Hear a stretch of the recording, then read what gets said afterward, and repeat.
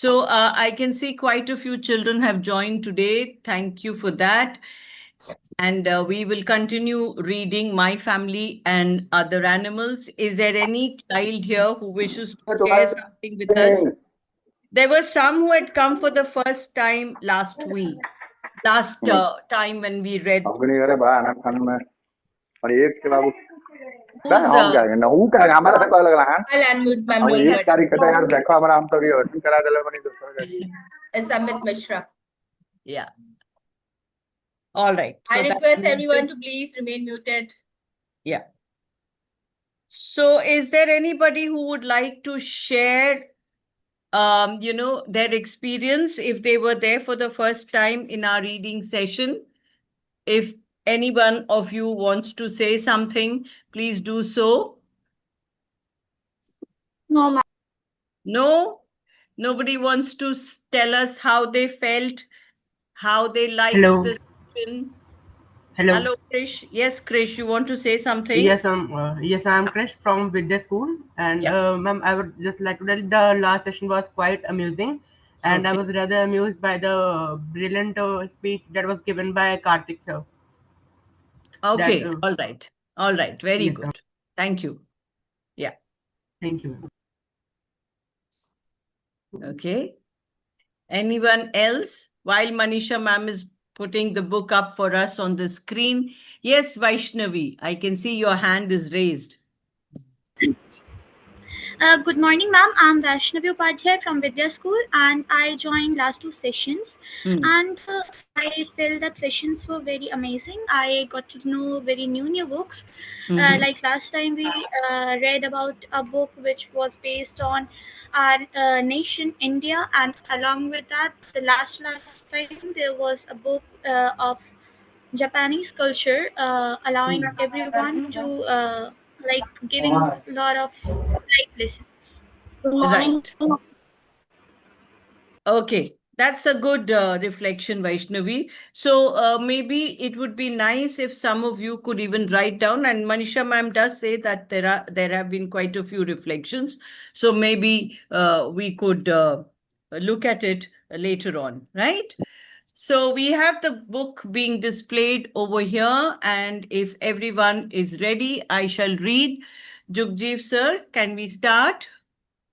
Yes, ma'am, but it seems like at least Vaishnavi and I'm sure maybe some other children who may not have been there the last session on family and other animals. So maybe just a brief background on the book, because I think each chapter in itself is pretty self-sufficient in many ways. But Yes, that's right. just get a little bit of background. I think it'll help them figure out what's happening. All right. So those of you who are here for the first or the second week, because last week I did not read, this because we read My Family and Other Animals by Gerald Durrell every alternate week. So this book that we are reading is by an author called Gerald Durrell, and he is probably, or rather was, the only person who owned a private zoo.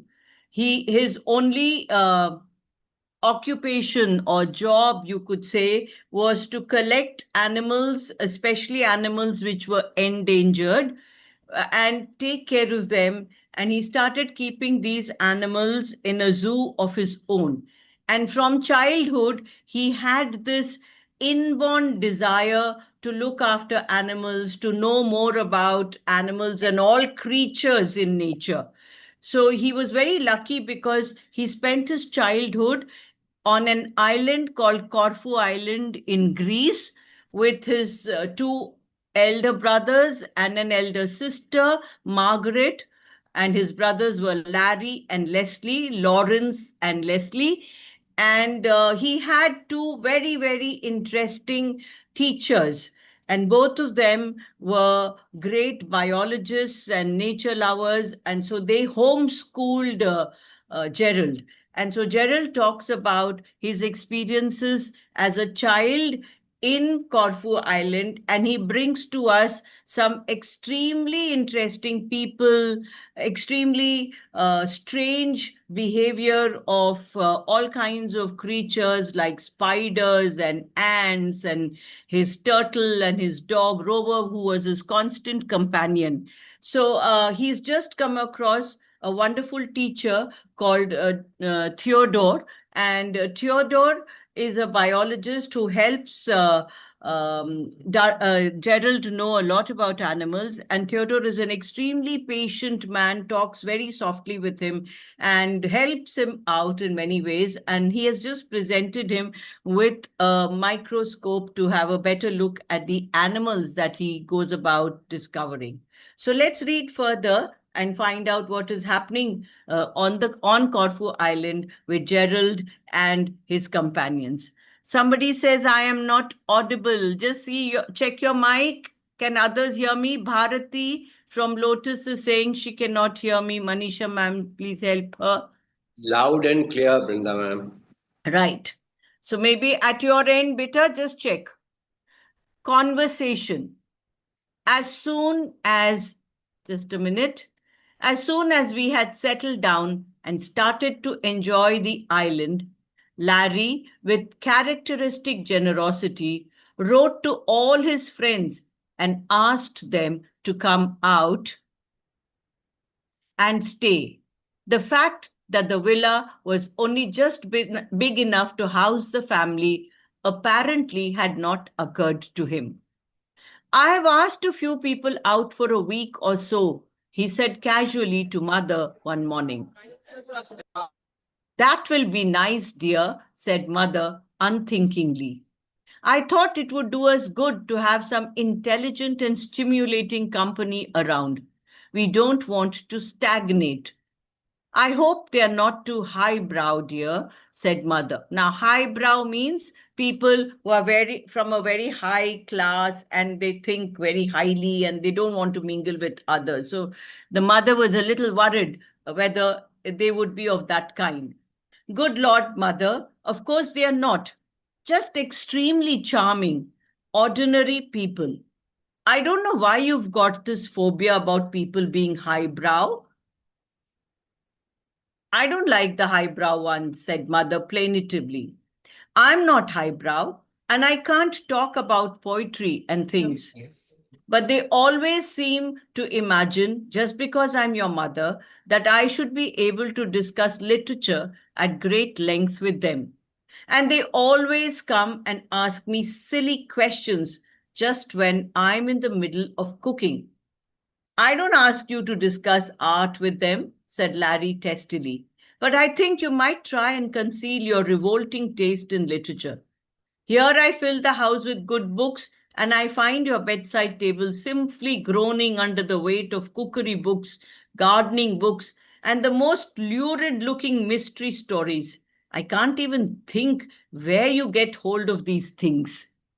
Yes, Ansh, is there something you want to ask? Your hand is raised. Okay, we'll come back to you. They're very good detective stories, said Mother defensively. I borrowed them from Theodore. Larry gave a short, exasperated sigh and picked up his book again. You'd better let the pension Suis know when they're coming, Mother remarked. What for? Asked Larry, surprised. So they can reserve the rooms, said Mother, equally surprised. But I've invited them to stay here, Larry pointed out. Larry, you haven't. Really, you are most thoughtless. How can they possibly stay here? I really don't see what you're making a fuss about, said Larry coldly. But where are they going to sleep? Said Mother, distraught. There's hardly any room enough for us as it is. Nonsense, Mother. There's plenty of room if the place is organized properly. If Margot and Les sleep out on the veranda, that gives you 2 rooms. You and Jerry could move into the drawing room, and that would leave those rooms free.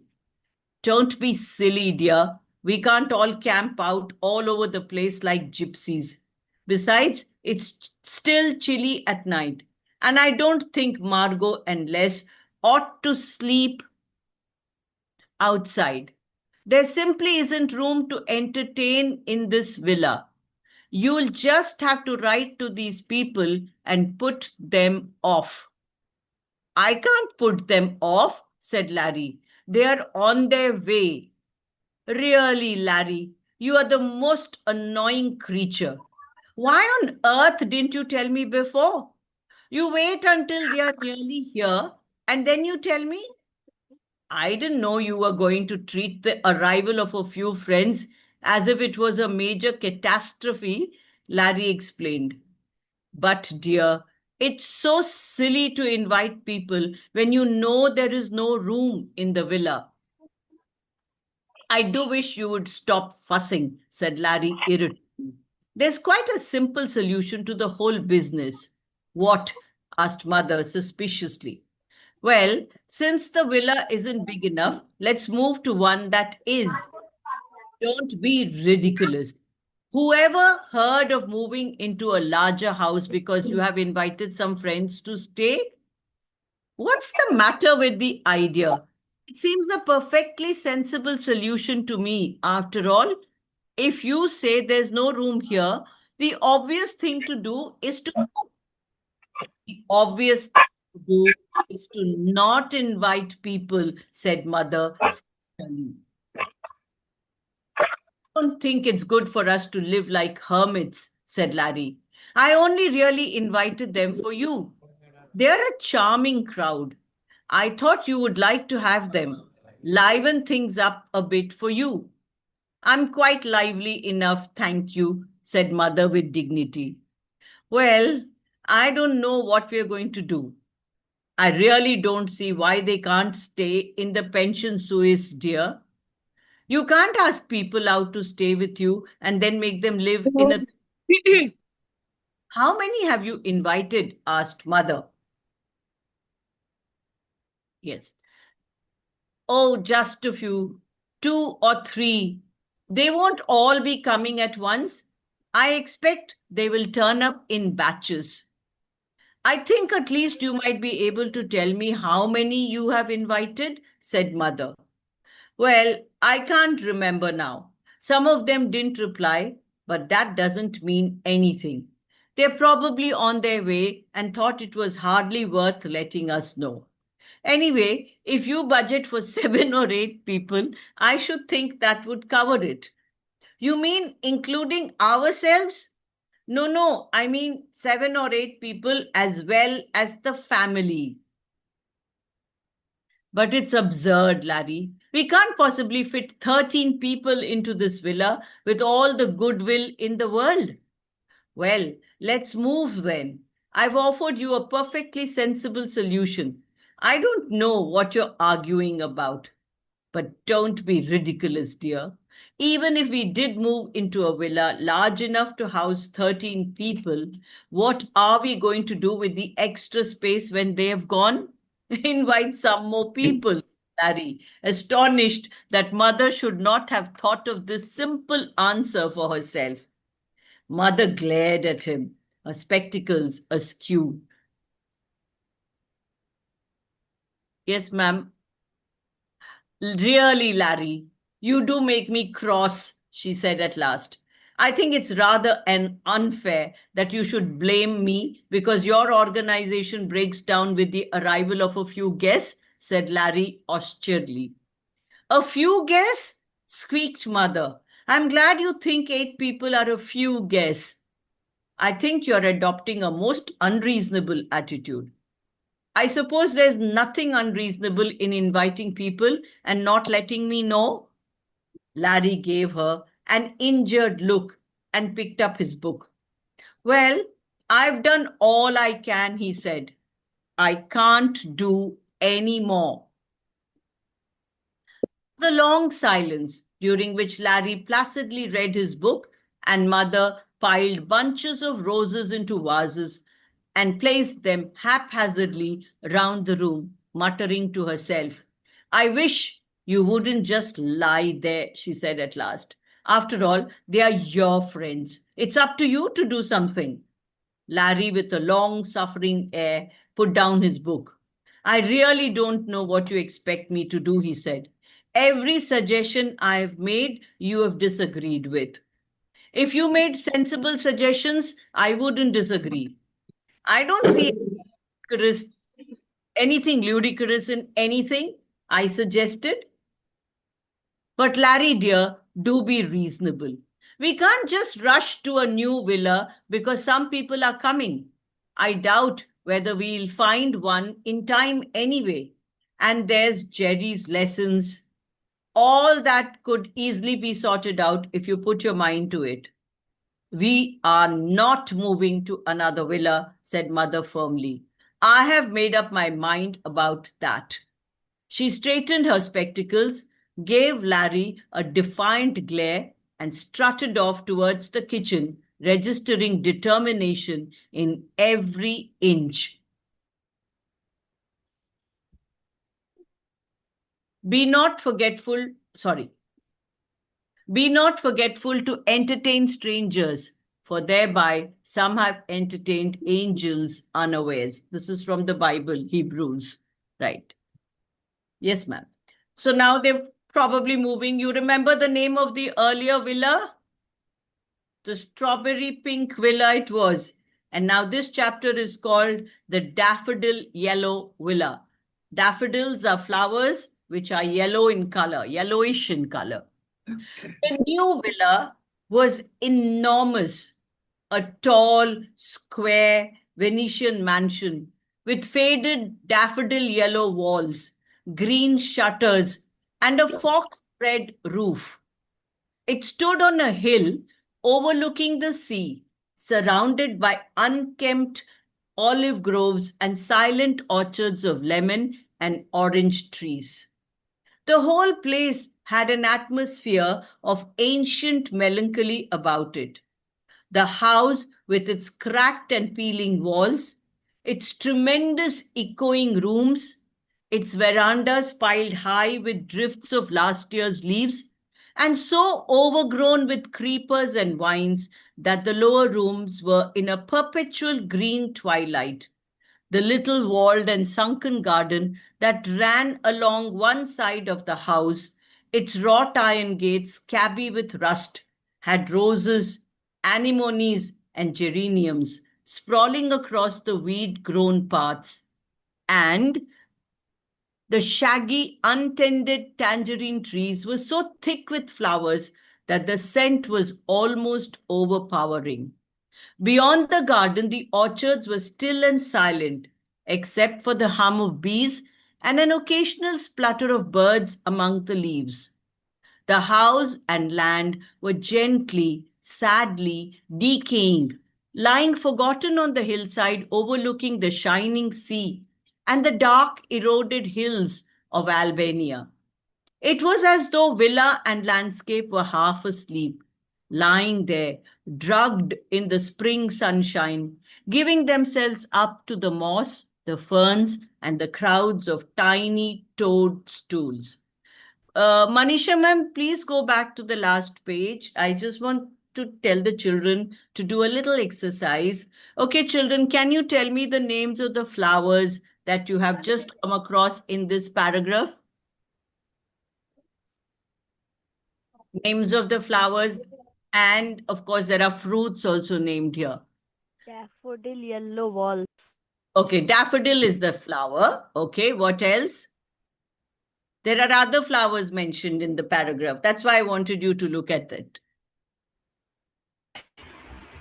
Some orchids. Orchards. Orchards are not flowers. Orchards are farms with fruit trees growing in it. A farm in which fruits grow are called orchards. What other flowers are mentioned? Read it and see. Pardon me? Groves. Roses. Yes. And next to roses, there are two more words. Anemones and geraniums. Geraniums. That's called geraniums. Okay. So you see, these are all names of flowers. You find them in the spring in India too. In fact, geraniums have just grown all over the place right now. Okay. You have anemones also mentioned here, and there are fruit trees mentioned, right? There are olive groves. Groves are also places where trees grow in large quantities. And orchards are places where fruit trees grow. So lemon trees in lemon orchards and orange trees in orange orchards, right? Okay, let's go on to the next page, ma'am. And on the next page also, you find certain things in nature. You find moss. You all know what is moss? M-O-S-S, moss.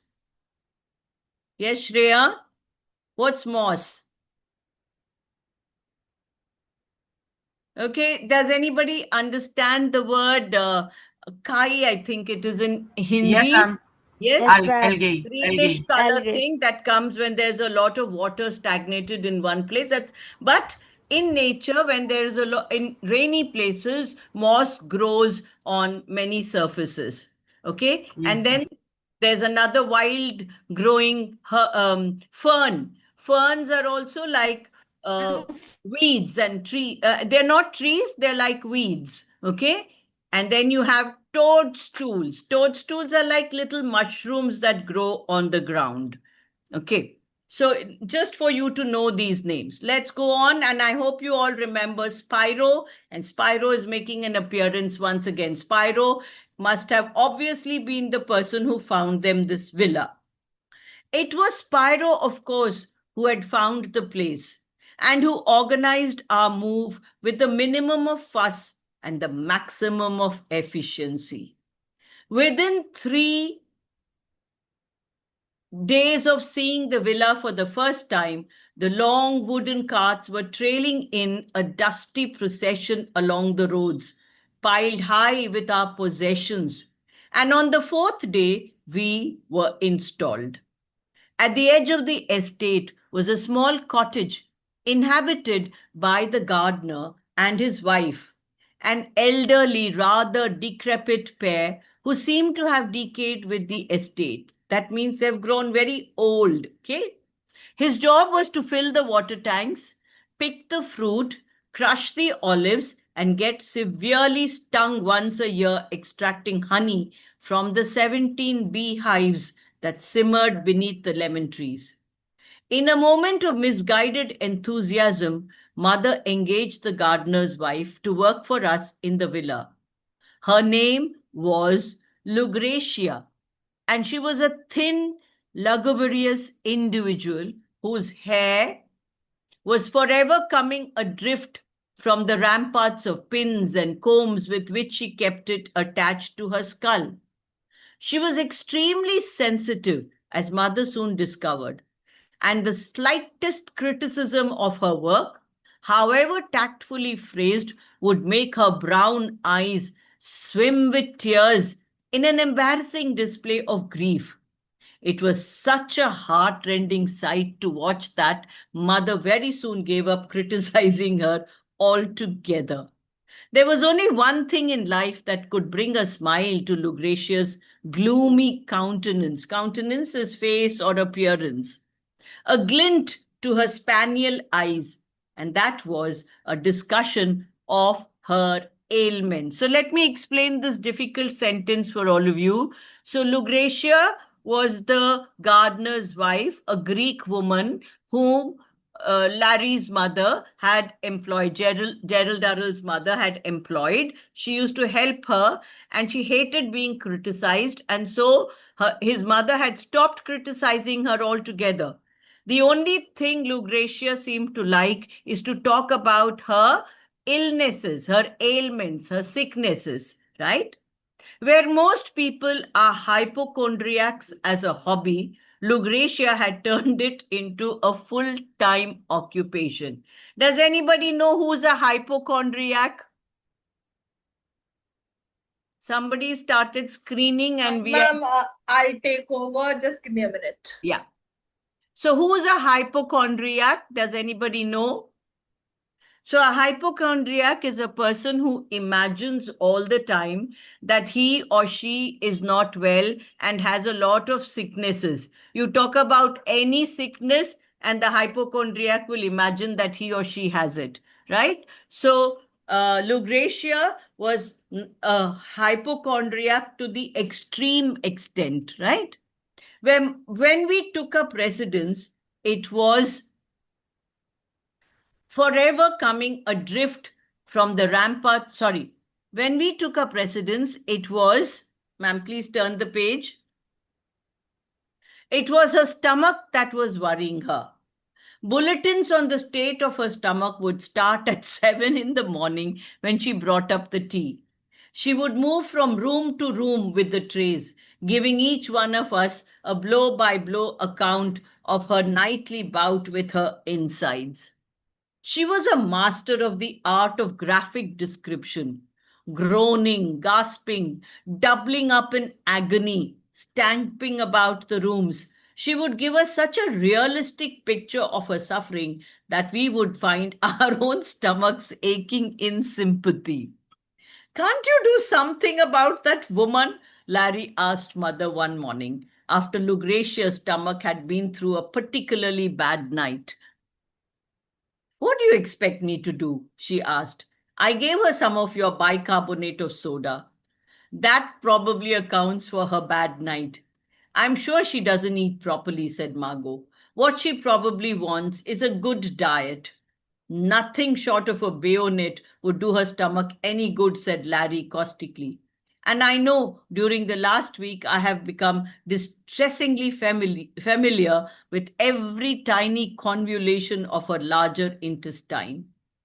I know she's a bit trying, said mother. But after all, the poor woman is obviously suffering. Nonsense, said Leslie. She enjoys every minute of it, like Larry does when he's ill. Well, anyway, said mother hurriedly, we'll just have to put up with her. There's no one else we can get locally. I'll get Theodore to look her over next time he comes out. If all she has told me this morning was true, said Larry, you will have to provide him with a pick and a miner's lamp. Larry, don't be disgusting, said mother severely.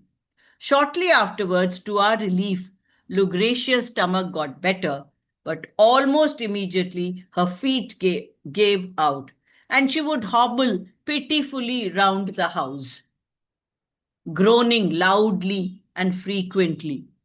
Larry said that mother hadn't hired a maid, but a gown, and suggested buying her a ball and a chain. He pointed out that this would at least let us know when she was coming and allow us time to escape, for Lucretia had developed the habit of creeping up behind one and groaning loudly and unexpectedly in one's ears. Larry started having breakfast in his bedroom after the morning when Lucretia took off her shoes in the dining room in order to show us exactly which toes were hurting. But apart from Lucretia's ailments, there were other snags in the house. The furniture we had rented with the villa was a fantastic collection of Victorian relics that had been locked in the rooms for the past 20 years. They crouched everywhere, ugly, ungainly, unpractical, creaking hideously to each other and shedding bits of themselves with loud cracks like musket shots, accompanied by clouds of dust if you just walked past them too heavily. The first evening, the leg came off the dining room table, cascading to the food on the table. Cascading the food onto the floor. That means that it was so old and it groaned under the weight of the people who sat, and it came down, meaning it broke, and all the food on the table fell on the floor. Some days Larry sat down on an immense and solid-looking chair, only to have the back disappear in a cloud of acrid dust.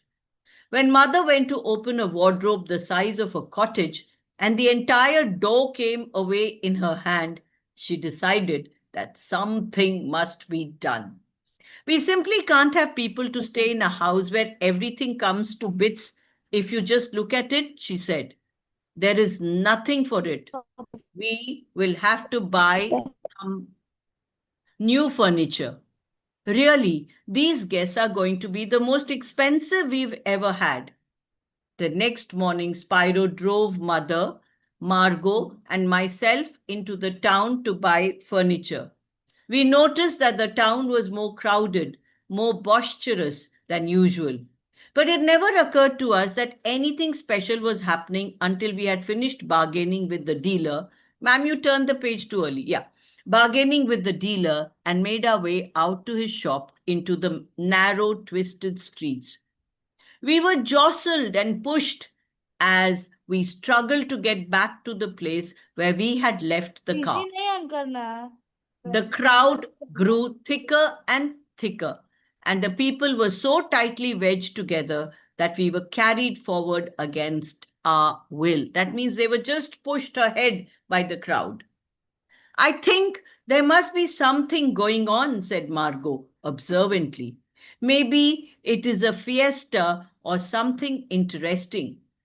I don't care what it is, as long as we get back to the car, said Mother. But we were swept along in the opposite direction to the car and eventually pushed out to join a vast crowd assembled in the main square of the town.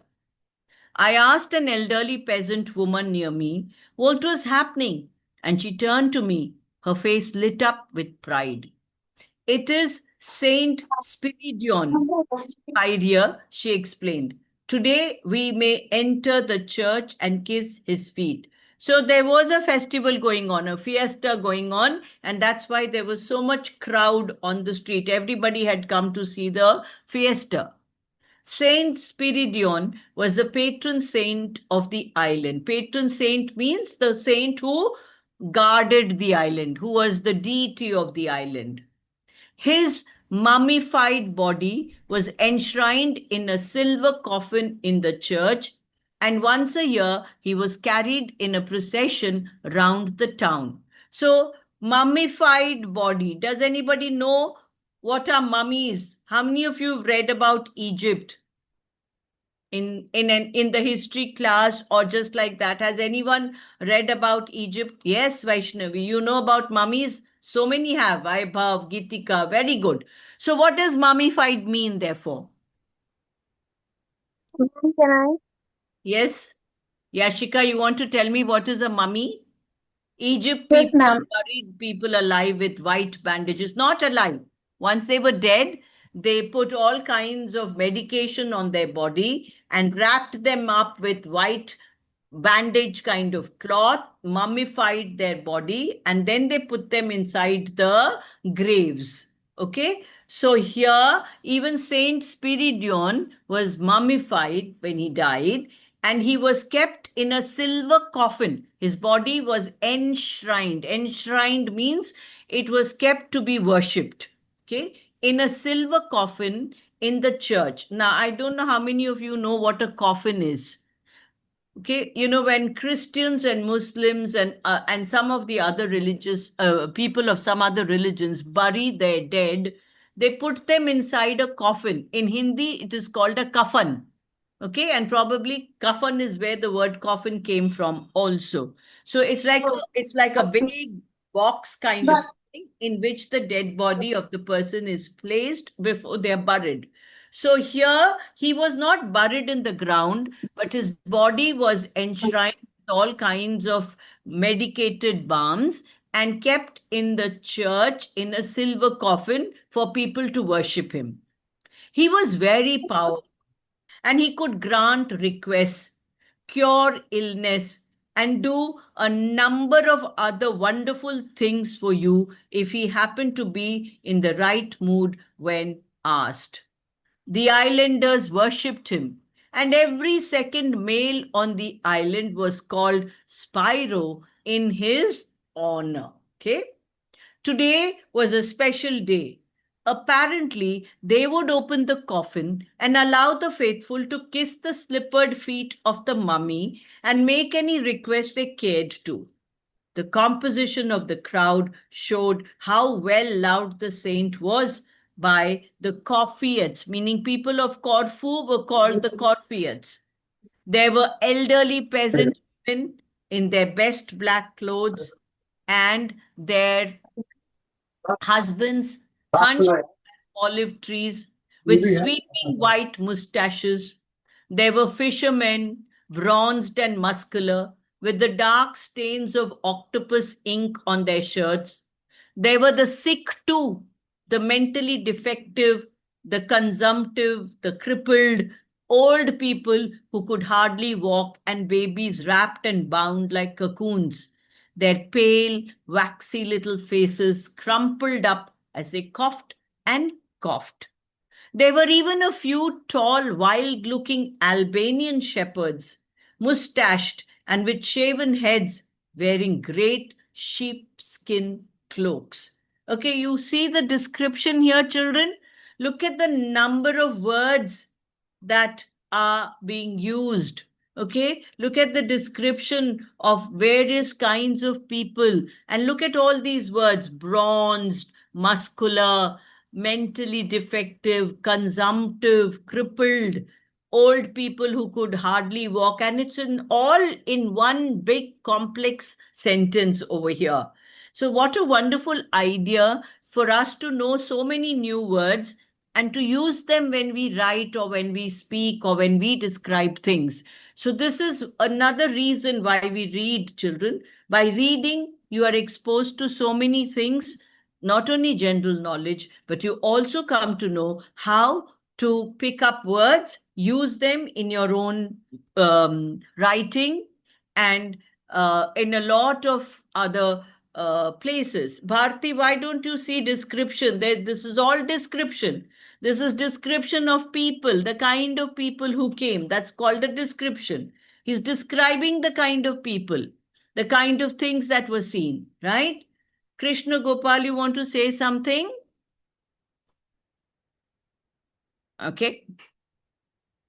So there were all kinds of people there. This great multicolored wedge of humanity moved slowly towards the dark door of the church. And yeah, there's somebody writing that she also makes her own story about a girl. Very good. A great multicolored wedge of humanity moved slowly towards the dark door of the church. And we were swept along with it, wedged like pebbles in a lava flow. By now, Margot had been pushed well ahead of me, while Mother was equally far behind. I was caught firmly between 5 fat peasant women who pressed on me like cushions and exuded sweat and garlic, while Mother was hopelessly entangled between 2 of the enormous Albanian shepherds. Steadily, firmly, we were pushed up the steps and into the church. Inside, it was dark as a well, lit only by a bed of candles that bloomed like yellow crocuses along one wall. A bearded, tall-hatted priest clad in black robes flapped like a crow in the gloom, making the crowd form into a single line that filed down the church, past the great silver coffin, and out through another door into the street. The coffin was standing upright, looking like a silver chrysalis, and at its lower end, a portion had been removed so that the saint's feet, clad in richly embroidered slippers, peeped out. As each person reached the coffin, he bent, kissed the feet, and murmured a prayer.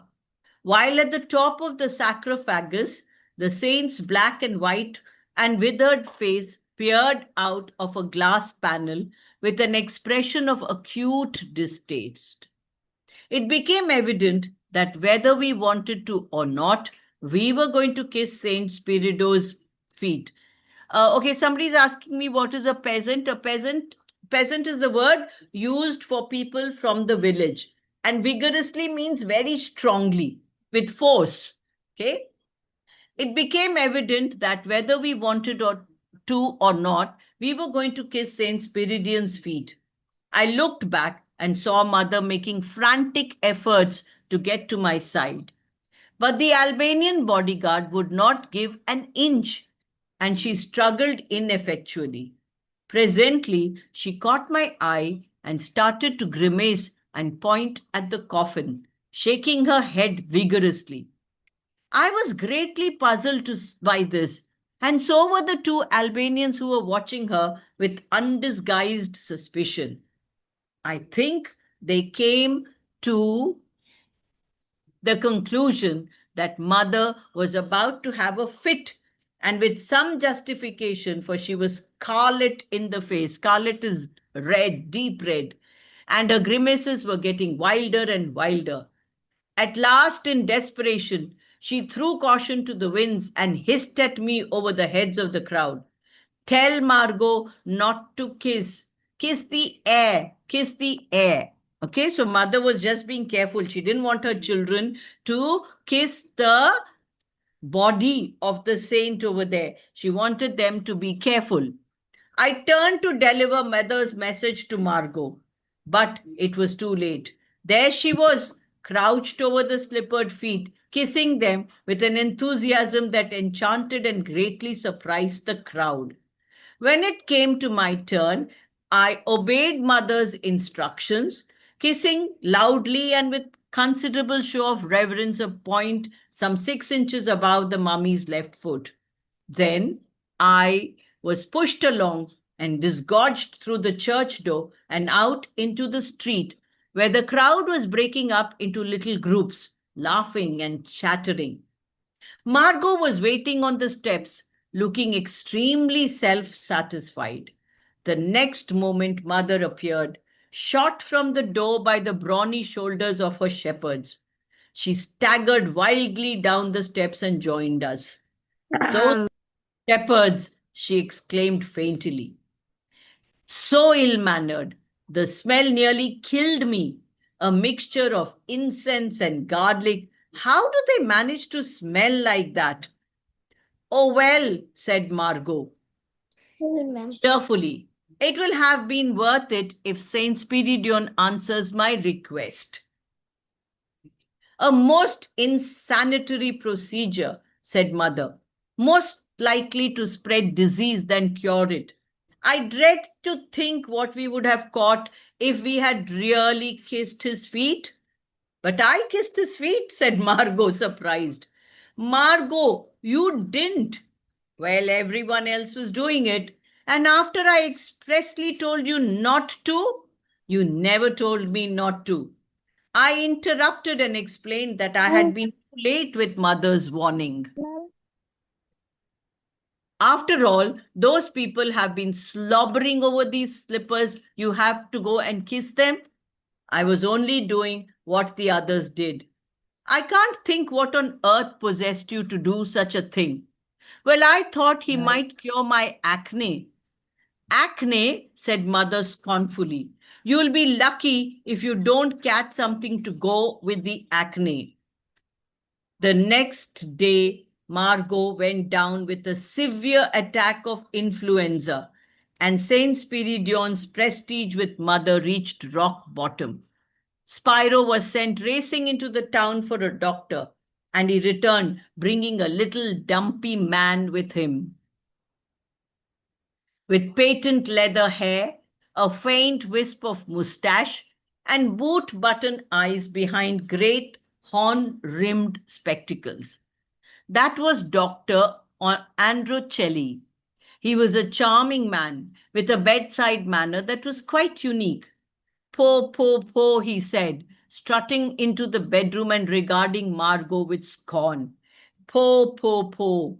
Remarkably unintelligent you have been, no? Kissing the saint's feet? Po, po, po, po. Nearly you might have caught some bugs unpleasant. You are lucky. She is influenza. Now you will do as I tell you, or I will rinse my hands of you. And please do not increase my work with such stupidity. If you kiss another saint's feet in the future, I will not come to cure you. Popo, such a thing to do. So while Margot languished in bed for 3 weeks, with Androcelli popoing over her every 2 or 3 days, the rest of us settled into the villa. Larry took possession of one enormous attic and engaged 2 carpenters to make bookshelves. Leslie converted the large covered veranda behind the house into a shooting gallery and hung an enormous red flag outside whenever he was practicing. Beta faint means to feel giddy, chakarana. Mother pottered absent-mindedly round the vast subterranean, stone-flagged kitchen, preparing gallons of beef tea and trying to listen to Lucretia's monologues and worry about Margot at the same time. For Roger and myself, of course, there were 15 acres of garden to explore. A vast new paradise sloping down to the shallow, tepid sea. Being temporarily without a tutor, for George had left the island, I could spend the whole day out, only returning to the villa for hurried meals. In this varied terrain, so close at hand, I found many creatures which I now regarded as old friends. The rose beetles, the blue carpenter bees, the ladybirds, and the trapdoor spiders. But I also discovered many new bees to occupy me. In the crumbling walls of the sunken garden lived dozens of little black scorpions, shining and polished as if they had been made out of backlight. In the fig and lemon trees just below the garden were quantities of emerald green tree frogs, like delicious satiny sweets among the leaves. Up on the hillside lived snakes of various sorts, brilliant lizards and tortoises. In the fruit orchards, there were many kinds of birds: goldfinches, greenfinches, red starts, wagtails, orioles, and an occasional hoopoe, salmon pink, black, and white, probing the soft ground with long curved beaks, erecting their crests in astonishment when they saw me and flying off.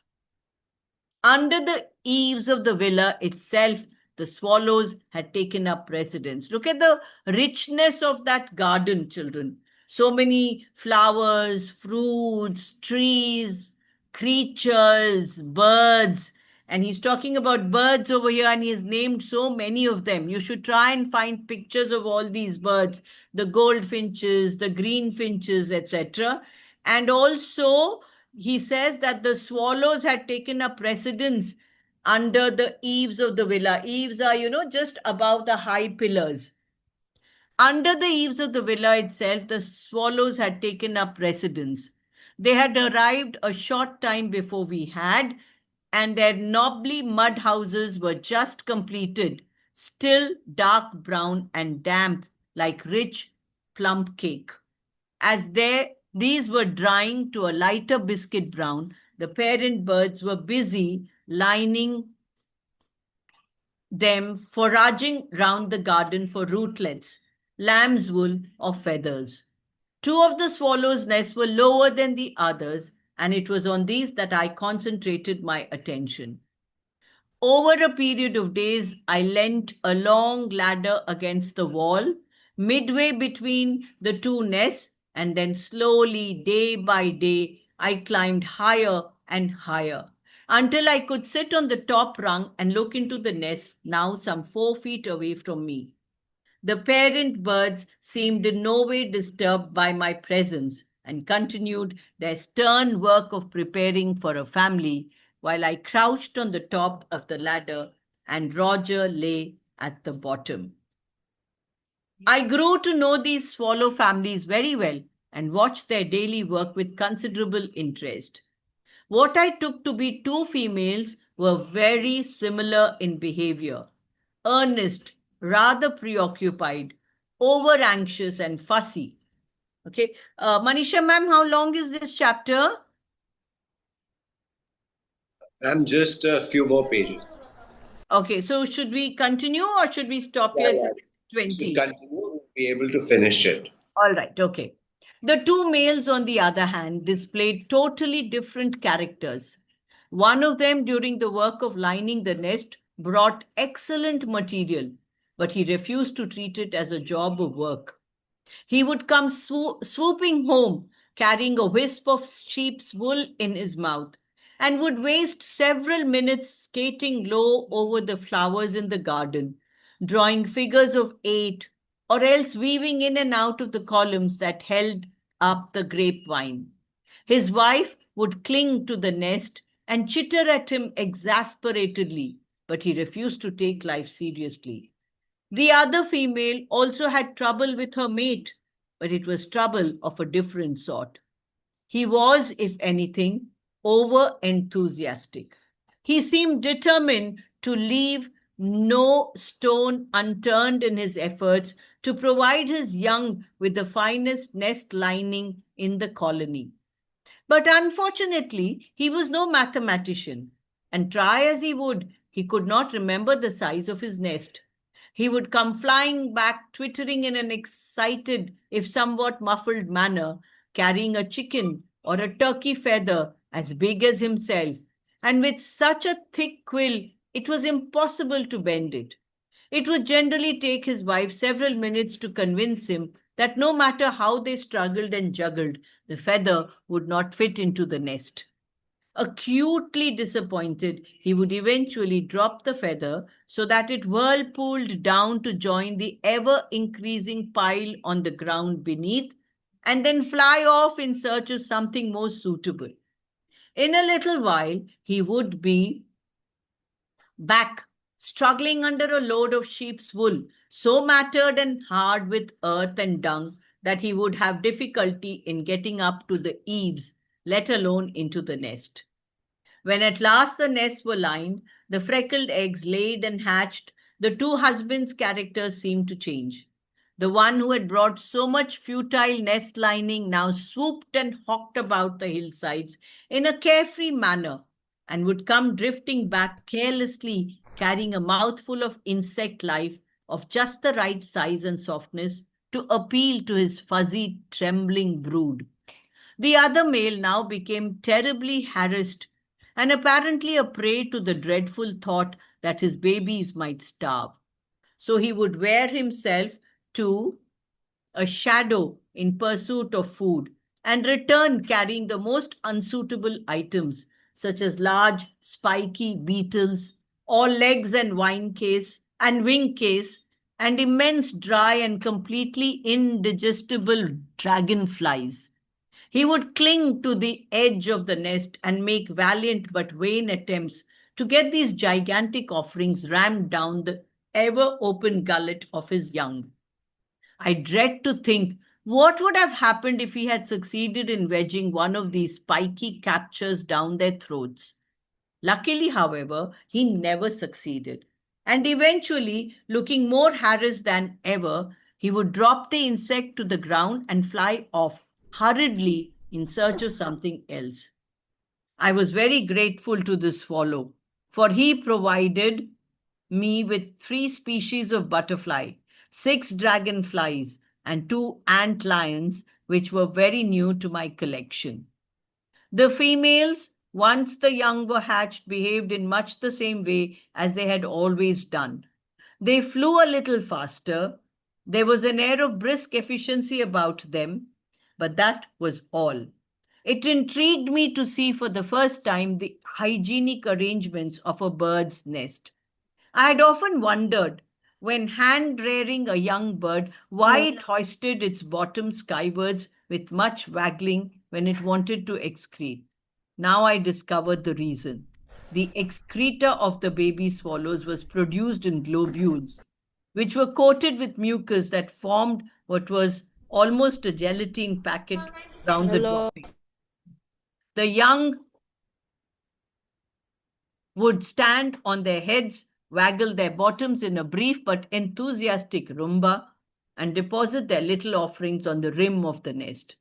When the females arrived, they would cramp the food they had collected down the gaping throats and then delicately pick up the dropping in their beaks and fly off to deposit it somewhere over the olive groves. It was an admirable arrangement, and I would watch the whole performance fascinated, from the bottom waggle, which made me giggle, to the final swoop of the parent over the treetop, and the dropping of the little black and white bomb earthwards. Owing to the male swallow's habit of collecting strange and unsuitable insects for his young, I always used to examine the area below the nest twice a day in the hope of finding new specimens to add to my collection. It was here that one morning I found the most extraordinary looking beetle crawling about. I did not think that even that mentally defective swallow could have brought back such a large creature, or even that he could have caught it, but it was certainly there, underneath the colony. It was large, clumsy, blue-black beetle with a large round head, long jointed antennae, and a bulbous body. The weird thing about it was its wing cases. It looked as though it had sent them to the laundry and they had shrunk, for they were very small and appeared to have been constructed for half the size. I toyed with the idea that it may have found itself without a pair of clean wing cases to put on that morning and had to borrow its younger pair. But I eventually decided that this idea, however enchanting, could not be described as scientific. I noticed after I had picked it up that my fingers smelled faintly acrid and oily, though it had not appeared to have exuded any liquid that I could see. I gave it to Roger to smell, to see if he agreed with me, and he sneezed violently and backed away. So I concluded that it must be the beetle and not my hand. I preserved it carefully so that Theodore could identify it when he came. Now that the warm days of spring had arrived, Theodore would come out to the villa every Thursday for tea, arriving in a horse-drawn cab from the town, his immaculate suit, stiff collar, and Homburg hat making a strange contrast to the nets, bags, and boxes full of test tubes with which he was surrounded. Before tea, we would examine every new specimens I had acquired and identify them. After tea, we would wander around the grounds in search of creatures or else make what Theodore would call an excursion to some neighboring pond or ditch in search of new microscopic life for Theodore's collection. He identified my strange beetle with its ill-fitting Electra without much trouble and proceeded to tell me extraordinary things about it. Aha, yes, he said, closely scrutinizing the beast. It's an oil beetle. Meloproscarabeus. Yes, they're certainly very curious-looking beetles. What do you say? And yes, the wing cases. Well, you see, they are flightless. There are several, I think it's still going on, extending, sir. Yeah, we are about to finish. Just one more page. All right. Several species of Coleoptera that have lost the power of flight for one reason or another. It is the life history of this beetle that is very curious. This, of course, is a female. The male is considerably smaller. I should say approximately half the size. It appears that the female lays a number of small yellow eggs in the oil. When these hatch out into larvae, they climb up any flowers nearby and wait inside the blooms. There is a certain type of solitary bee which they must wait for, and when it enters the flower, the larvae hitchhike or get a good grip with their claws on the bee's fur. If they are lucky, the bee is a female who's collecting honey to put in the cells with her egg. Then as soon as the bee has completed the filling of the cell and lays her egg, the larva jumps off onto the egg and the bee closes the cell. Then the larva eats the egg and develops inside the cell. The thing that always strikes me as curious is that there is only one species of bee that the larvae prey on. I should have thought that a great many of the larvae catch hold of the wrong species of bee and so eventually die. Then, of course, even if it is the right kind of bee, there is no guarantee that it's a female about to lay eggs. He paused for a moment, raised himself on his toes several times, Hello. contemplating the floor, Hello. up, his eyes twinkling. I mean to say, he continued, it's rather like backing a horse in a race, with the odds heavily against you.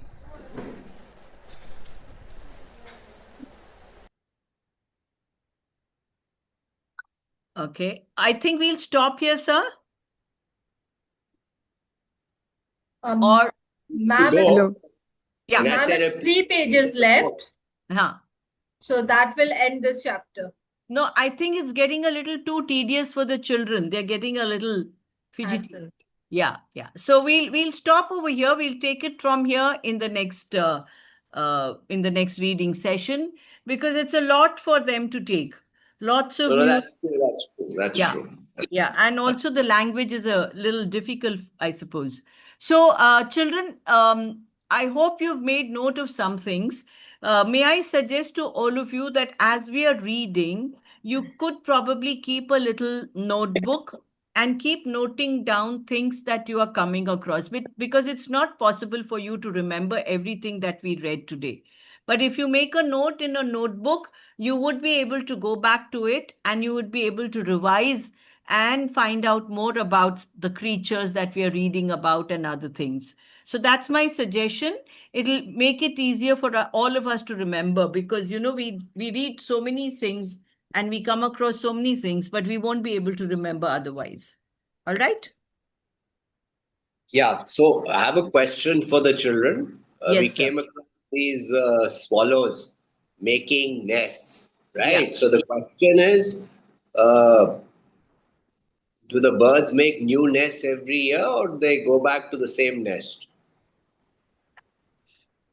Has any child observed this? Or does anybody know after all the reading that you've done?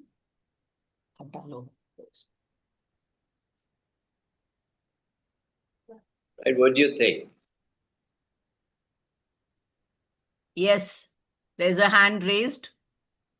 Yes, Yeah. better. There's no name in that, but Nabia sir wants to know whether birds make fresh nests every time or do they come back to the same nest? Yes, there's one hand up. It says Samsung. Make a fresh nest. Yes, they do make a fresh nest. You're right. Yeah. Right. So think about it. We are so hung up on our houses, but they make a fresh house every year and they leave it and go. Birds also, at any point of time, eat what they need for that particular meal and move on. They're not storing anything for the next meal, right? So that's something unique about birds. And some of the names that we read about, many of them you can see. You can see swallows in India as well. And I mean, I live in Gurgaon, so in this area, Delhi NCR, you can certainly see. We also see orioles and hoopoes in India. So they're Yes, not rare. certain times in India. Yeah. Yes. Yes. Yellow oriole, you And see. finches also. Yeah, Gold finches also. finches. Yes. Yeah. Hoopoe you must have all seen. The funny thing is that, well, it's true for a lot of birds. When I was a kid growing up, we used to see a lot of hoopoes. Not so Yes. easy to see now. Absolutely right. Yeah. In fact, in the school that I taught in Vellum Girls, we have a oriole house and we have a hoopoo also and a Right. flycatcher. So yes, Right. all the Right. houses are named after birds over there. So you have woodpeckers and orioles and hoopoo and flycatchers. So Right. But the bigger birds, I believe, try and use the same nest again. Right. Some birds use, cavities in trees as their yes, nest. true. Right. So they can go back to the same tree and find the same cavity. But in general, the Yeah. swallow birds all make new nests. There's another one interesting point in this, the earlier chapter we read called Conversations. And as a kid, I remember we used to get a lot of guests at home, but it was never a problem. I mean, बिस्तरे लग जाते थे बाहर, मतलब 5, 6, 7, 8 बिस्तरे बाहर लग गए, सब सो गए. Exactly. We all cousins would share and things like that. Nobody thought of moving into a new house anyway. Yeah. So Right. somebody wants to say something. So okay, they put their hand down. Samsung smack something. I don't know. Go ahead. Okay, Nabia, go ahead. Sir, not always all birds have fresh nests. Small birds like sparrow, bulbul, they make new nest, and big birds like eagle, crows, Eagles, their yeah, seed. the raptors normally don't make fresh nests. They try and go back to the same rest. Yes, sir. So if you are in doubt, the easiest thing to do is Google it. And I use the word Google, sorry, because my daughter works for Google and we are not allowed to use any other word in the house. So, but you can use whatever you want to. Audit mode है यही Anybody, So, any other questions? any other question or observation before the next session begins? We have a good attendance today. I'm so happy to see that. And I Sir, hope I have all, my hand up. In fact, another problem because we get to 100 and then folks get cut off. So yeah. become a different problem. So we may have to go back at some stage to the earlier webinar mode, which is irritating. Sir, may I come in? Yes, Sandeep. Yes, Sandeep, sir. Yeah, this is the last session in meeting mode. We are back to the webinar mode from next Sunday. We need the webinar mode for 3 reasons. One, to build capacity. Second, to reduce interference. And third, the webinar mode recording is far better in quality in terms of production for the YouTube channel. And finally, before I stop talking, you don't miss anything because at 1 p.m. the entire My Good School is available on YouTube. So in case you have missed today and your friends have not got in, don't worry about it. Catch up with it at some other time. If you've come late and you left your bus or a train from the station, then you have to board the next one. It's as simple as that. So the first 100 got onto the train today and the train left. Train has a limited capacity. It can't take 1,000. So we will get a new train for next week and hopefully have more coaches in it of 100 and take 500 along. So I just came in to mention that there was a call I got from 2 schools that they couldn't enter. So I think best was that I acknowledged that and I posted a message to this effect, Jugjeev sir. Okay, that's good. It's just anyway, no option. What about you? Thank you, Jugjeev sir. Okay. All right. Thank you, everybody. And Jugjeev sir will take on now for the next session, or Manisha ma'am, whoever. Yep. Thank you, ma'am. Thank you as usual. It's really fascinating to hear. Yes, actually, the children should be able to see a lot of connections in this, especially about dispersal of seeds and things from the birds' droppings and all. So if they're paying keen attention, they will gather all that too. Right. Yeah. Right. Thank you. Thank you, children. We'll see you I will see you all week after next. Right. Thank you, ma'am. Yes, Manisha, ma'am, over to you. Thank you, Jagdeep sir. And it's for the students, dear everyone, I request you to remain muted because many a times you are trying to unmute, you are raising your hand again and again. So it really, we are not able to understand you want to talk, you are just raising your hand by mistake. So in case you want to talk, please raise your hand and then we'll ask you to unmute and do that. Please don't unmute in between because many times when we are asking you to speak and we are losing you maybe because of connectivity or some other reason. This is a little glimpse I would like to share about My Good School retreat. Can you all see my screen? Yes, It's ma'am. visible? Okay. Yep. Yes, ma'am. So this is the highlight which I want you all to see. Yes, ma'am. So the people, when they have boarded their train, the pictures are from there. This was the hall where all the programs have taken place. This is the INME day. So when INME has started, so you all can see how it goes. This is the art exhibit.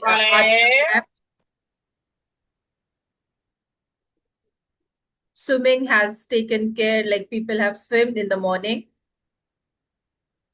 This is the historical monument where we have visited.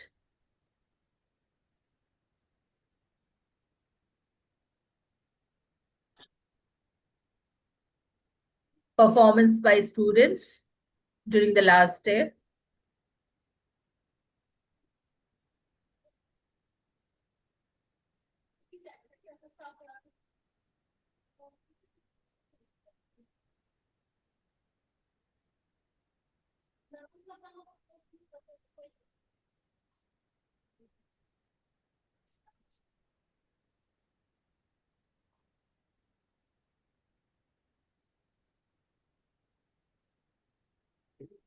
So I'll just quickly move this so that you all can see what all fun we had.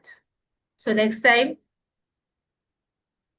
if you're planning to come for the retreat, you all can start planning, because we thought that we'll be doing twice in a year, maybe more, to have a little fun, learning, enjoyment, building relationship, knowing each other, and learning new skills. So this was the online session where we had. So Jagdeep sir is also here.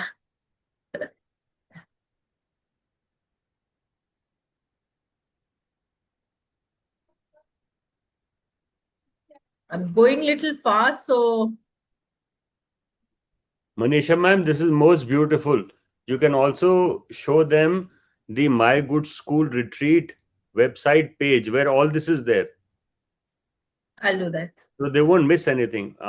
Even the flip book of the art exhibition is there. There is a beautiful picture about what happened when they, that art exhibition where they got a picture and they got a line. In fact, they got a line drawing, and how the line drawing came alive. That is all shown on the My Good School Retreat website page on schooloeducation.com. Yes, sir. Just give me a minute. After this, I'm showing it to them. Yeah, just glance through this and just show them that page. So every school has brought their flag, and as you can see, all the flags are over here. So it was all, I think, 11 in numbers. So 11 of the school participated, and this is the big hall where all the program and the reading session and other thing has taken place. So I think it is having a capacity of around 500. This is the bigger one. We use 3 venues, ma'am. Already 3 where we hosted our online sessions like My Good School. We hosted Learning Forward Saturday. We also did a Brewing Knowledge Friday, where Jugjeev sir gave a beautiful idea that let's call it Discovery of India this time. And there's nothing better than driving on highway to Swades. हमने Friday को हिंदुस्तान की एक खोज की, और वो खोज कैसे की, क्योंकि एक किताब जुगजीव सर ने ढूंढी जिसमें पूरे आज के हिंदुस्तान की पूरी कहानी है, आज के हिंदुस्तान का पूरा उसमें ट्रैवल है. और एक बहुत अच्छी बात थी इस रिट्रीट की, बच्चे ट्रैवल करके आए थे और उनको ट्रैवल पे किताब मिली. जुगजीव सर, ये बहुत अच्छा आइडिया था आपका कि आपने किताब ऐसी दी जो देश भर में भ्रमण कराती है बच्चों को, और बच्चे भ्रमण करके ही आए थे. सो ये फ्राइडे का हाईलाइट था. अब जो आप देख रहे हैं इसमें ये वेरियस सेशंस हैं. सेकेंड डे पे टीचर्स एकेडमी के सेशन थे, ये सब ऑडी 3 में थे, छोटे ऑडी में थे. जो हमारे मेन इवेंट्स थे, ओपनिंग और जो लास्ट डे फाइनेंशियल लिटरेसी था, वो बड़े ऑडिटोरियम में था, जो फोटो आपको मैम दिखा रही हैं. और इस ऑडिटोरियम में फ्लैग होइस्टिंग हुई थी, सबके फ्लैग्स थे. आप देखेंगे रिट्रीट पे बहुत कुछ आ रहा है. बच्चों की टैलेंट नाइट थी, सब आइटम प्रिपेयर करके आए थे. उन्होंने, किसी ने गाया, किसी ने नाचा, किसी ने स्किट बनाई, वो तो बहुत ही इंटरेस्टिंग था. और आखिर में ज्ञानोदय जो कुछ बना के नहीं आया था, उन्होंने वहीं खड़े खड़े एक आइटम बना दिया स्टेज के लिए. तो ये है असली पावर ऑफ रिफ्लेक्शन. जब उन लोगों ने देखा कि हाँ क्या हो रहा है, हम क्यों छूटे, तो उन्होंने भी कुछ बना दिया. आगे चले ma'am. Yeah, you all must be wondering कि हॉल इतना खाली क्यों है, because इस हॉल में सिर्फ हम ही रिट्रीट के ही पीपल थे.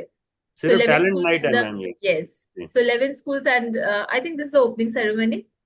सो ये हम लोग ही थे, इसलिए ये हॉल आपको खाली लग रहे हैं, बिकॉज स्पेसिफिकली हमारे लिए ये हॉल रिजर्व था, so that we all can have fun, enjoy, and have our bondings together.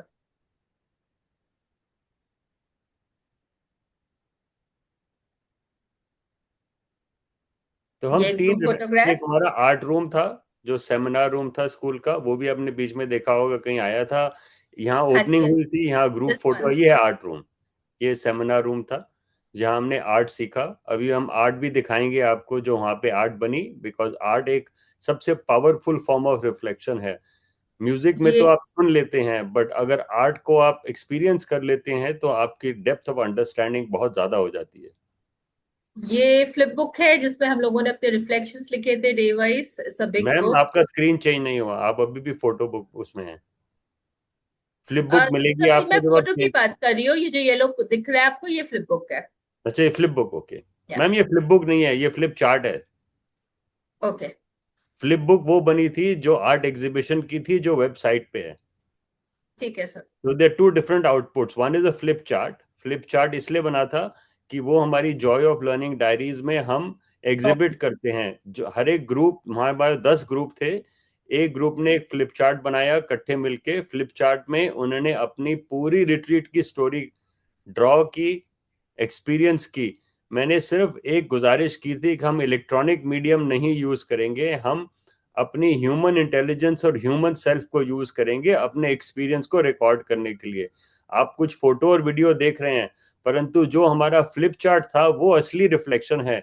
और मनीषा मैम इस हफ्ते में धीरे धीरे पोस्ट करेंगी, अगले 2-4 हफ्ते आपको flip chart Joy of learning diaries में आते जाएंगे, जिसमें से आप सारे बच्चों की, सारे टीचर की रिट्रीट का एक्सपीरियंस ले सकें। ये मैम हमने बहुत अच्छा किया जो गूगल एल्बम खोल दी। अब आप मैम इसको यहीं पे छोड़ दें और schooleducation.com पे चले जाएं, बिकॉज ये तो बहुत लंबी एल्बम है, इसमें 1000 के करीब पिक्चर्स आ गई हैं, हम कितनी दिखा पाएंगे। सर यहाँ पे जस्ट है give me a minute, I am opening that. जी, schooleducation.com, वहां पे आपको फ्लिप चार्ट, फ्लिप बुक सब कुछ मिल जाएगा। हाँ जी. इसमें स्क्रीन विजिबल. हाँ, मोर में जाइए, मोर में से my good school retreat choose कर लीजिए, हमारे सारे प्रोग्राम वेबसाइट पे हैं। ये रिट्रीट आ गई। ये मैम लास्ट रिट्रीट की फोटो है, ये हमने अभी रखी हुई है सेलिब्रेशन मोड के लिए। ये थी जो हमारी आर्टिस्ट इन रेजिडेंस मैडम की वर्कशॉप थी। तो आप अगर देखेंगे मैम, यहाँ पे दोनों चीजें हैं, वो ड्राइंग भी है और लाइन ड्राइंग, और दोनों हैं। ये फ्लिप बुक है, आप इसे फ्लिप कर दें और नीचे फ्लिप चार्ट है। फ्लिप चार्ट लास्ट रिट्रीट का है। आप दोनों के एग्जाम्पल इनको दिखा दें मैम। ये तो फ्लिप चार्ट हो गया।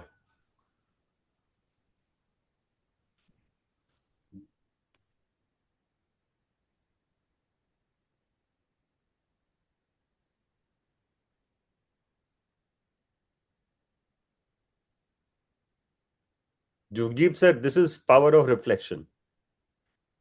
This is building relationship. And the feedback so far has been good. कल हमारा फीडबैक सेशन है रिट्रीट का, शाम को 5:30 बजे। एंजल ने हाथ ऊपर किया है।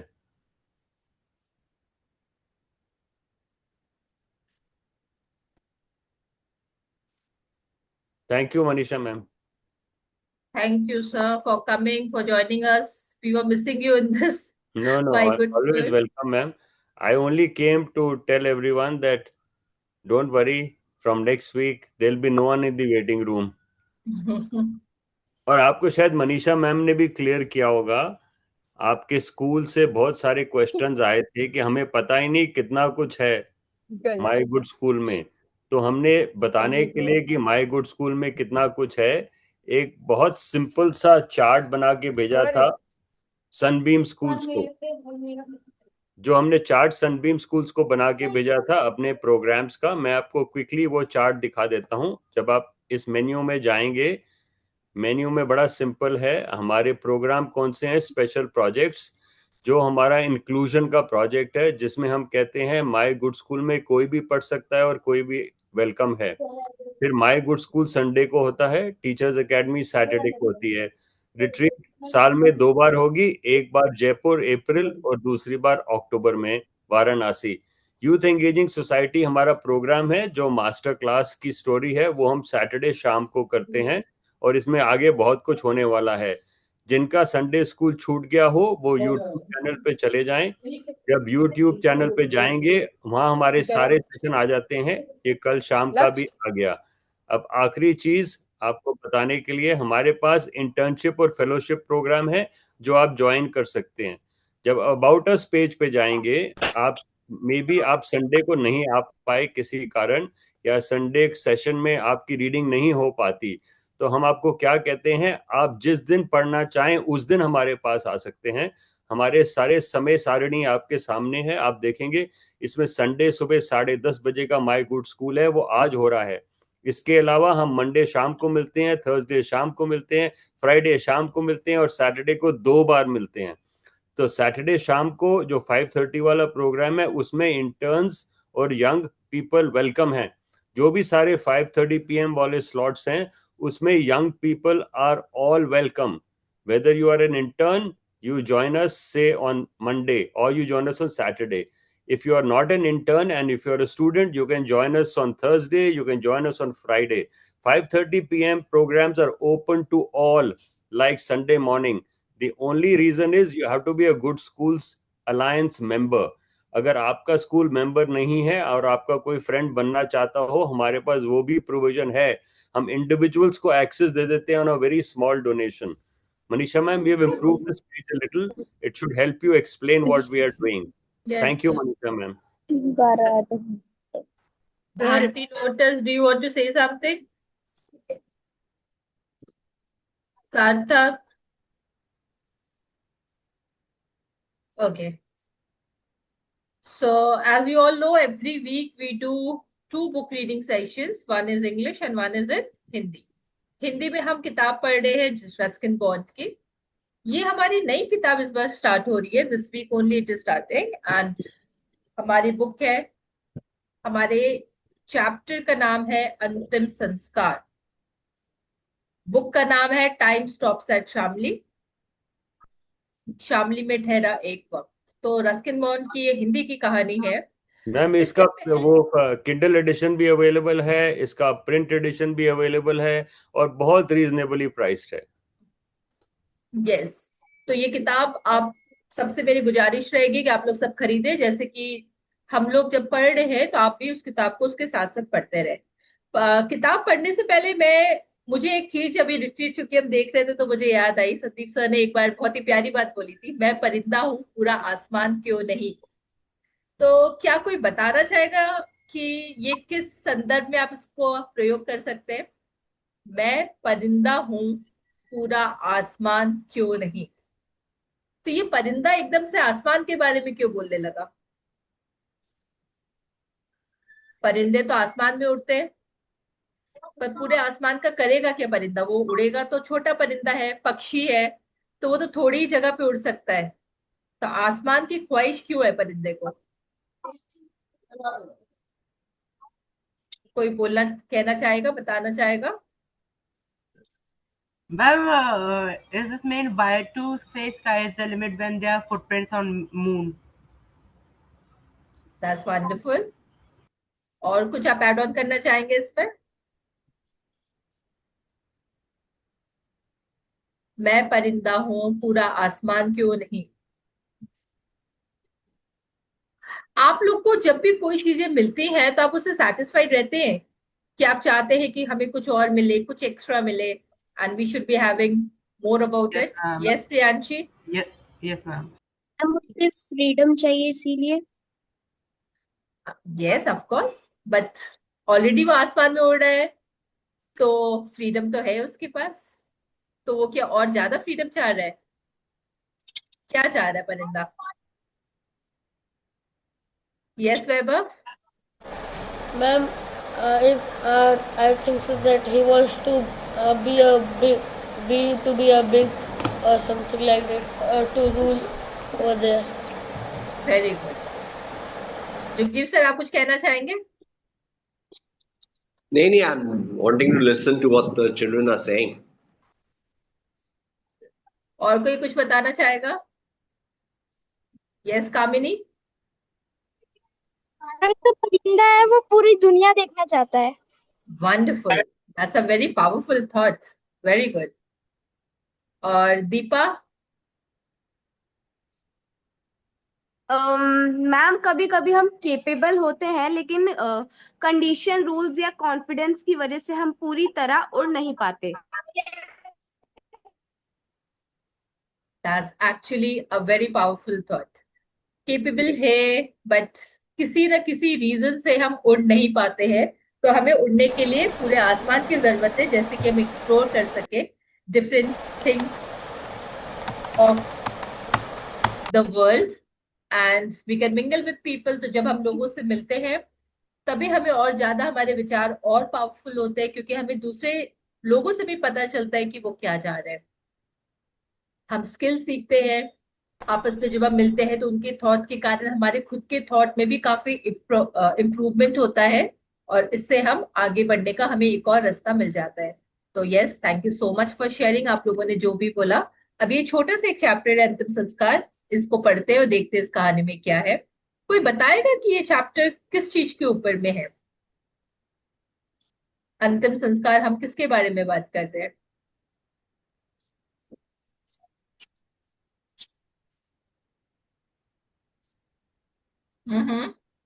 चलिए पढ़ के देखते हैं क्या है इस चैप्टर में। मुझे नहीं लगता कि उसे जाना चाहिए, आंटी एम ने कहा। वह बहुत छोटा है, आंटी बी ने सहमति जताई। वह परेशान हो जाएगा और शायद कुछ हंगामा खड़ा कर देगा, और हम जानते ही हैं कि पादरी लाल को अंतिम संस्कार में बच्चों का आना जरा भी पसंद नहीं है। तो यहाँ आपस में एक बात हो रही है। अब ये एक ही फैमिली के लोग हैं कि पड़ोसी है, ये नहीं बताया जा रहा है।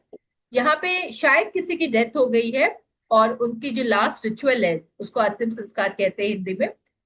तो अभी पीछे वाली बुक में भी कॉफिन के बारे में, ताबूत के बारे में बात हो रही थी, कफन के बारे में बात हो रही थी। तो कहीं ना कहीं मैंने ये चीज देखी है कि संडे स्कूल में हम कोई भी कहानी पढ़ते हैं, कहीं ना कोई टॉपिक के साथ वो एक साथ आ ही जाती है। तो पादरी साहब जो है, उन्हें बच्चों का आना पसंद नहीं है, इस तरीके से आपस में ये लोग बात कर रहे हैं। लड़के ने कुछ नहीं कहा। वह कमरे के सबसे अंधेरे कोने में बैठा था। उसके चेहरे से कुछ भी पता नहीं चल रहा था कि वह क्या सोच रहा है और क्या महसूस कर रहा है। उसके पिता का ताबूत दूसरे कमरे में रखा था। वह शख्स अपने बेटे के लिए बहुत मायने रखता था। उसके थके हुए उदास चेहरे पर ताबूत का ढक्कन हमेशा के लिए बंद कर दिया गया था। उस बच्चे के लिए कोई और रिश्तेदार इतना मायने नहीं रखता था, ना चाचा चाची और न ही प्यारे दादा दादी, और तो और माँ भी नहीं। माँ तो सैकड़ों मील दूर अपने दूसरे पति के साथ थी। उसने अपनी माँ को 4 साल की उम्र से नहीं देखा था। वह अपनी माँ को देखे हुए 5 साल हो गए थे। अब तो उसे ठीक से याद भी नहीं था। घर लोगों से भरा हुआ था। दोस्त, रिश्तेदार, पड़ोसी, तमाम लोग थे वहां। कुछ ने उससे बात करने की कोशिश की थी, लेकिन उसकी चुप्पी और सूखी आंखों ने उसे निराशा ही हाथ लगी थी। इसलिए उन्होंने उससे दूर रहने में ही समझदारी समझी। शोक, सांत्वना के बिखरे हुए शब्द हवा में कीट पतंगों की तरह तैर रहे थे। ऐसी त्रासदी केवल 40 बरस, किसी को एहसास ही नहीं हुआ कि इनकी हालत कितनी गंभीर थी। पूरी तरह बच्चे को समर्पित थे। लड़के को ऐसा लग रहा था कि हिल स्टेशन का हर रसूखदार आदमी वहां मौजूद था। वे सब पहली बार उसके घर आए थे, क्योंकि उसके पिता मिलनसार व्यक्ति थे।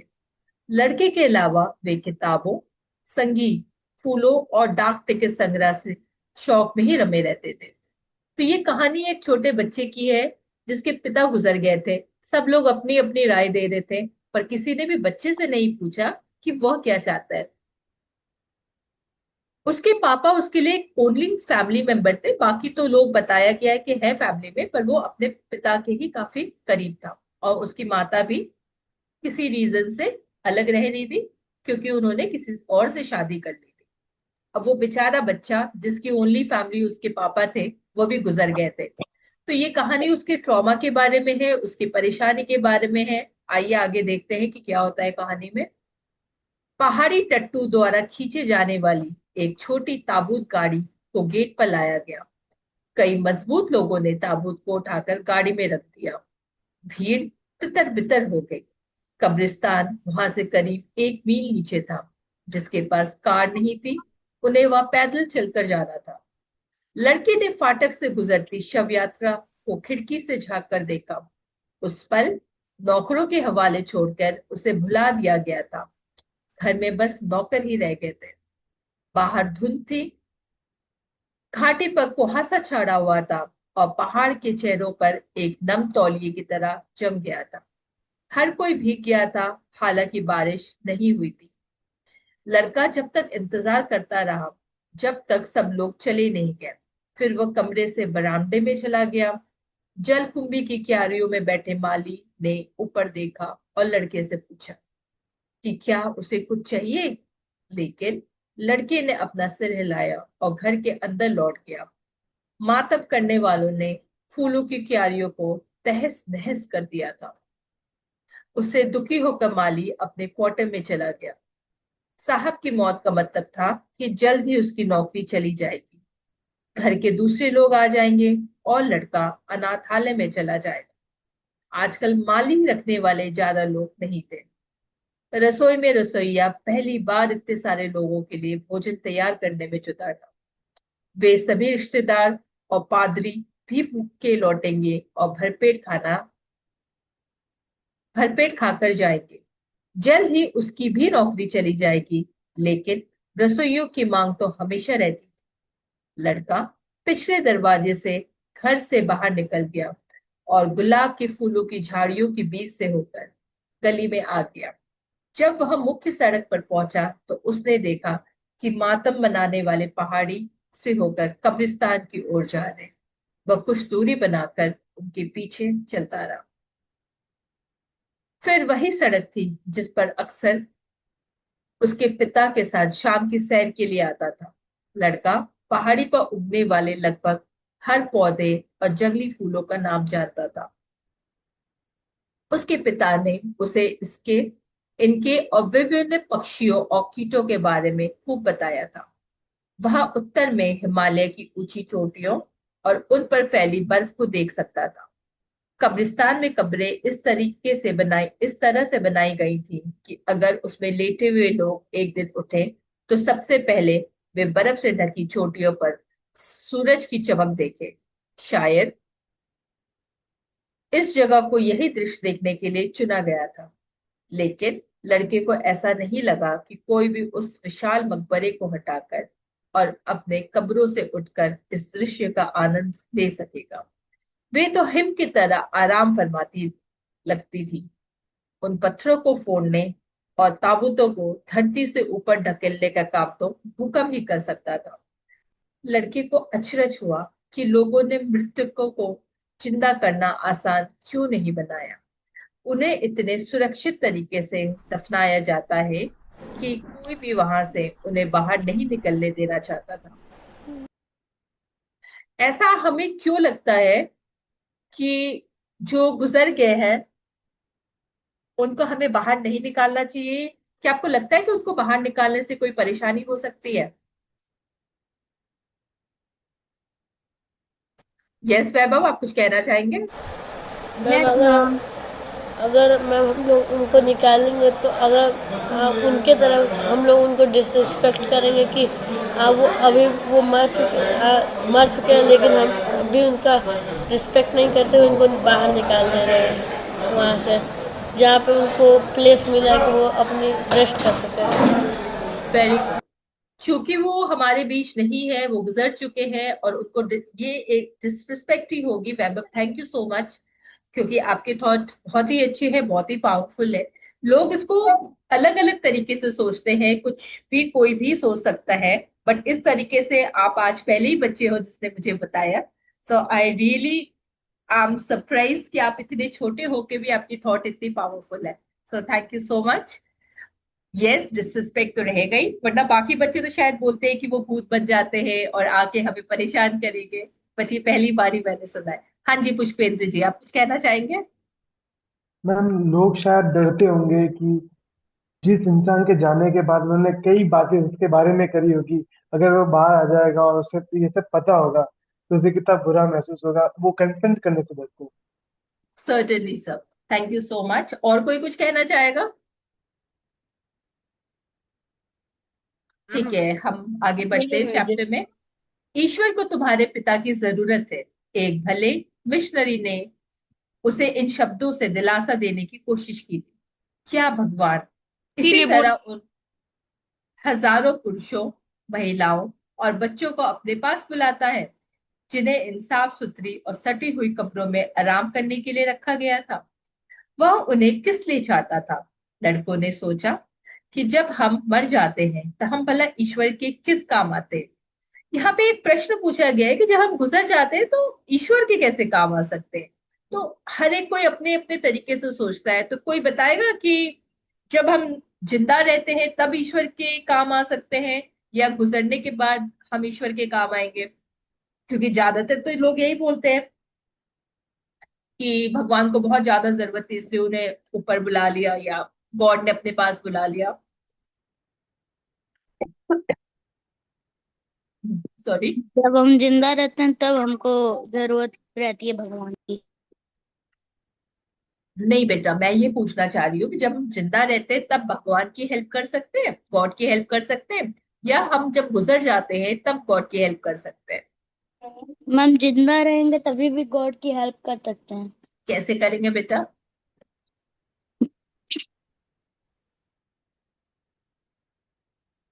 एक छोटी सी बात, मेरे टीचर या बाकी के लोग, जब मैं छोटी थी तो तब से मैं सुन रही हूँ कि भगवान हर जगह नहीं होते, इसलिए वो आपके बड़े जो लोग हैं उसके साथ आपको सही रास्ता दिखाते हैं, गाइडेंस दिखाते हैं। तो भगवान नहीं है हर जगह, इसलिए आपकी माँ भी आपके साथ है, क्योंकि वो माँ के माध्यम से बताना चाहते हैं कि सही क्या है, गलत क्या है, बच्चों को परवरिश कैसी देनी चाहिए, उनकी अपब्रिंगिंग कैसी होनी चाहिए। तो आपके जो बड़े हैं वो एक तरीके से भगवान की जगह ही है, क्योंकि इतनी बड़ी दुनिया में गॉड एक है, नाम गॉड के अलग है, स्वरूप उनके अलग है, कास्ट अलग है, क्रीड सबकी अलग है, बट गॉड इज वन। एक डिवाइन पावर है, सो गॉड इज ऑलवेज वन। वो कोई भी कास्ट हो, कोई भी क्रीड हो। तो जो बड़े होते हैं वो आपको हेल्प करते हैं, और इस तरीके से ये माध्यम बन जाते हैं। जो अडल्ट है, जो सीनियर्स है, वो एक माध्यम बन जाते हैं, और उस माध्यम से आपको हेल्प मिलती रहती है।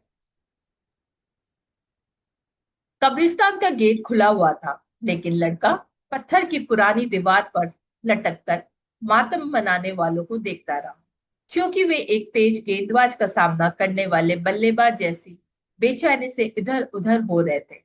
बस वह गेंदबाज अदृश्य था। वह चुपके से पीछे आ जाता था।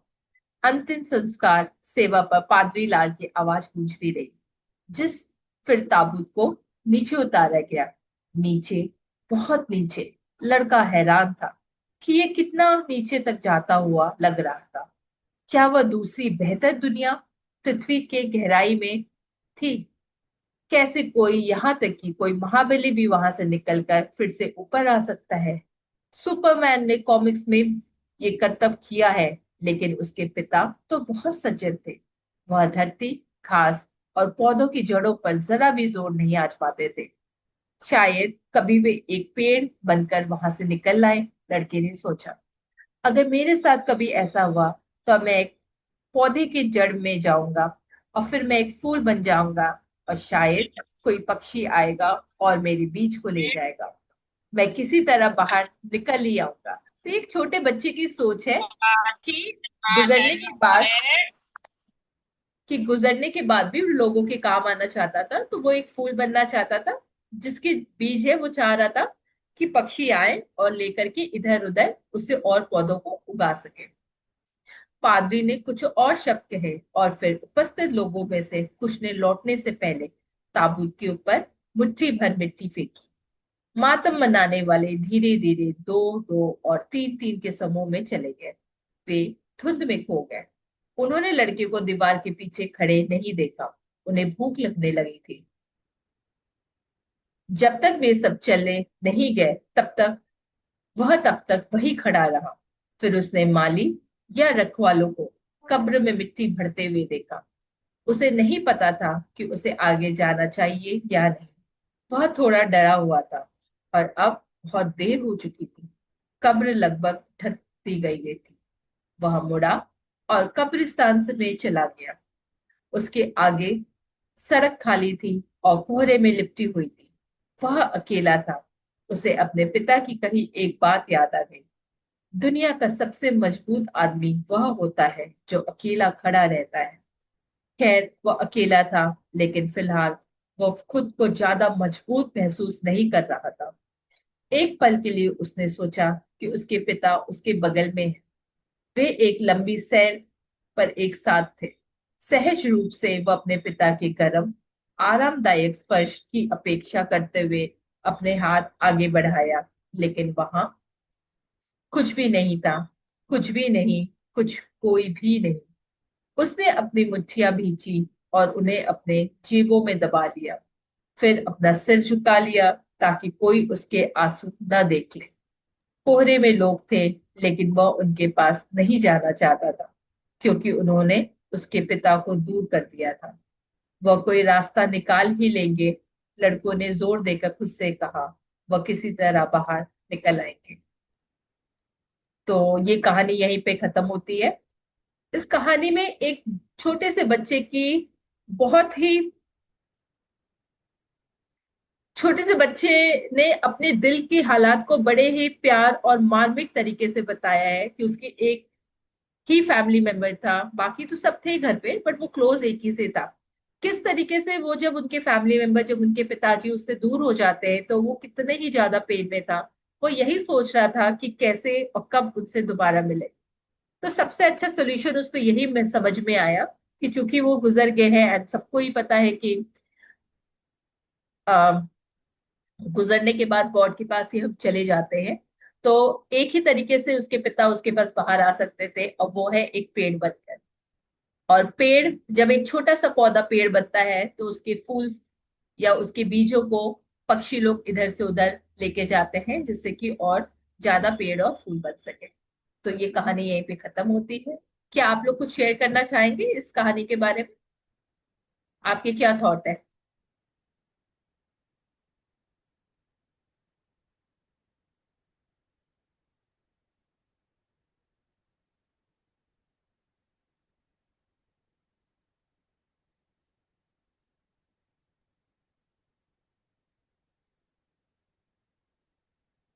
कोई नहीं शेयर करना चाहेगा?